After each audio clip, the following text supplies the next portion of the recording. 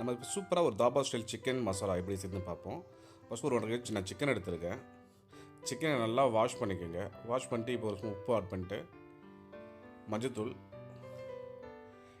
Red chilli போட்டுங்க. ஒரு spoon ginger garlic paste போட்டு நல்லா மேரினேட் பண்ணிப்போம். இப்போ ஒரு 6 வெங்காயம், மீடியம் சைஸ் வெங்காயம் எடுத்து நல்லா சாப் பண்ணிப்போம். இப்போ தக்காளியை அரைச்சி வச்சுருக்கோம், அது தனியாக வச்சுப்போங்க. இப்போ மசாலா ரெடி பண்ணிட்டு தனியா, சீரகம், சோம்பு, வரமிளகாய், மிளகு இது எல்லாத்தையும் நல்லா ட்ரையாக வறுத்துப்போம் கலர் மாறுற வரைக்கும். கலர் சேர்ந்ததுக்கப்புறம் ஒரு ஜாரில் போட்டு பவுடர் அரைச்சி வச்சுப்போங்க. இதை நம்ம அப்புறமா யூஸ் பண்ணிப்போம். இப்போ பேனில் எண்ணெய் ஊற்றிட்டு